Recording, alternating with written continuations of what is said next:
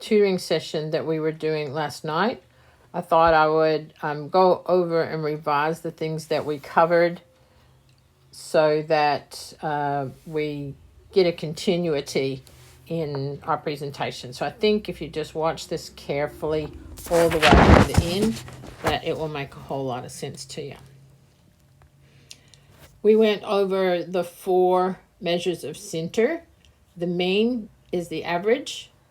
You total the values of the data bits together and you divide by how many you added together. If you have 11 pieces of data, you add those together and you take the total and you divide it by 11. The median is physically the middle piece of data. When you put the data in order from smallest to largest, then we see what is the middle piece of data, and that's the median. If there are even number pieces of data, to find the median, we add the 2 middle ones together and divide them by 2. The mode is the value that occurs the most often. There may not be a mode because nothing occurs more than once, or there may be no mode because several numbers are repeated the same number of times. The range is the difference between the largest value and the smallest value. So we have a simple subtraction problem. Here's an example of a set of data: 15, 22, 14, 12, 21, 34, 19, 11, 13, 0, and 16. The first step we do is we put the data in order from the smallest to the largest. 0, 11, 12, 13, 14, 15, 16, 19, 21, 22, 34. The second step is we find the mean. We add all of those together, which comes up to a total of 177. We divide that by 11 because it was 11 pieces of data that we added together, and we find that our mean is 16.09. Step 3 is we look for the median. We find the very center piece of data, and because there's an odd number of pieces of data, we find that 15 is physically the center piece of data. The mode is looking to see which one occurs the most often.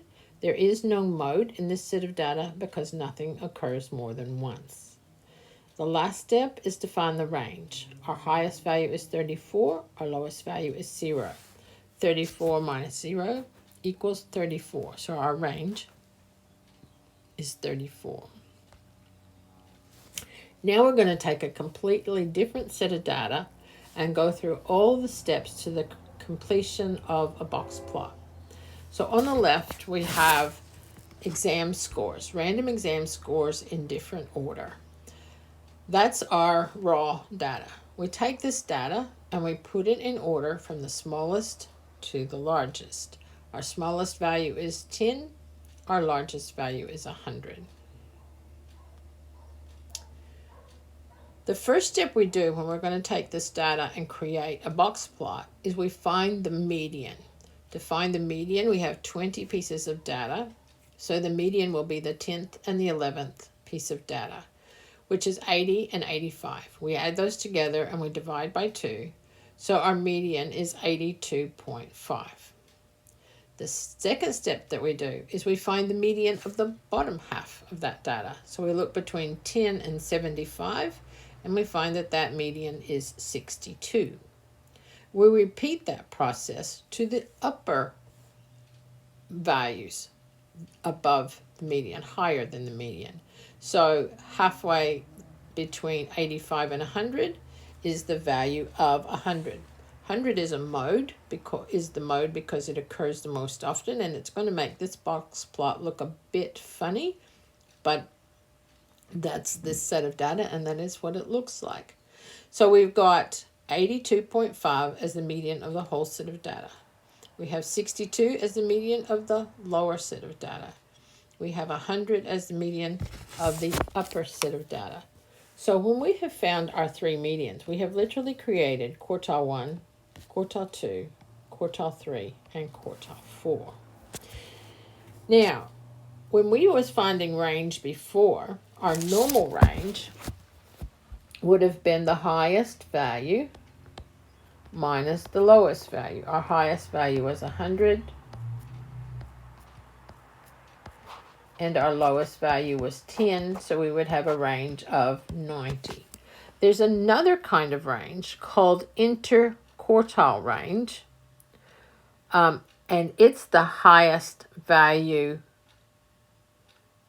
on the top of quartile 3, the break between quartile 3 and quartile 4, and the lowest. So it's the difference between the two medians of the lower values and the higher values. So what are our steps to actually create this box plot? The first thing we do is draw a number line and step it off into whatever values is convenient for that set of data.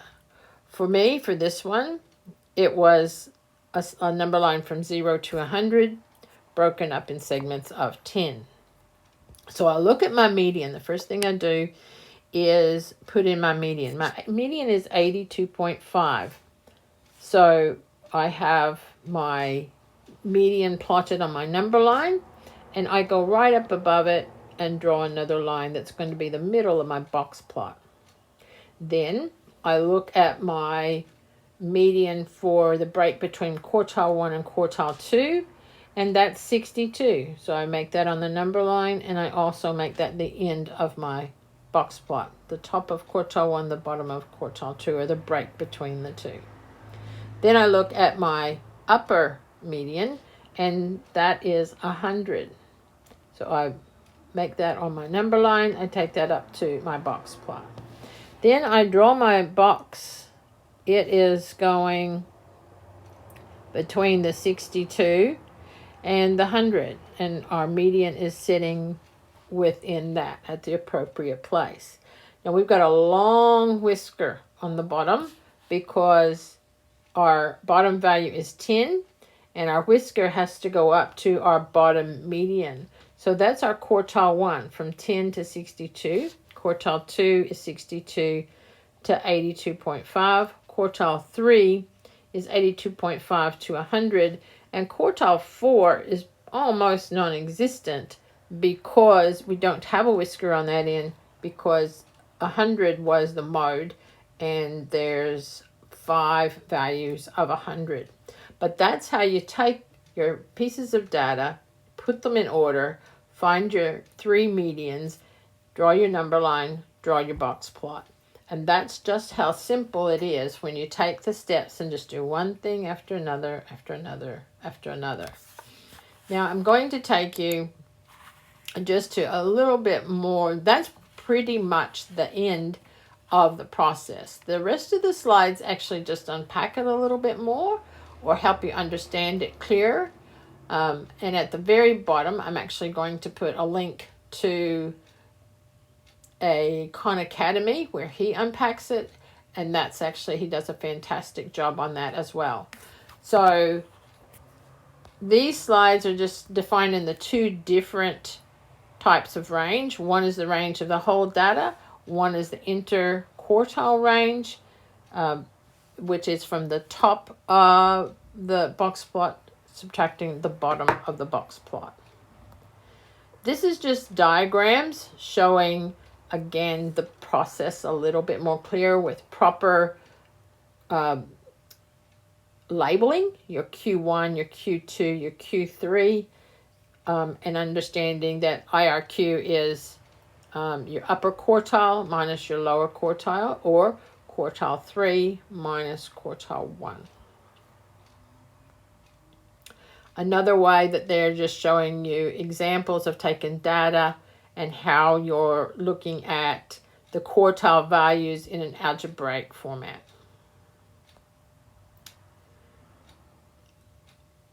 Graphing, showing graphically what it looks like. Again, a box plot.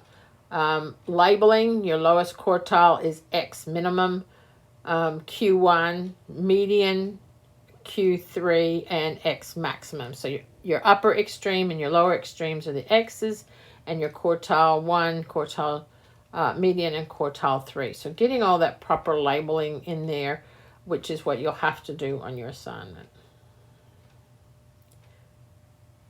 Identification of a few more. If you have an outlier, as we've indicated in this very bottom one, there's an X sitting out by the 5. That's an outlier. That's an extreme value way out below the norm. And we indicate that by this X on this 5 to show an outlier. And that's the note down at the bottom that if you have an outlier, that's how you take care of it. So it's showing some different box plots, what they might look like, how they're compared to the number line. You don't have to have a number line, but it's definitely easier to make your box plot accurate. That's the end of this slide. Below here, I will actually add the link to the Khan Academy video on it. And I think between these two things that you'll be well and truly versed to comprehend how this all works. Thanks. Let me know if you got any questions.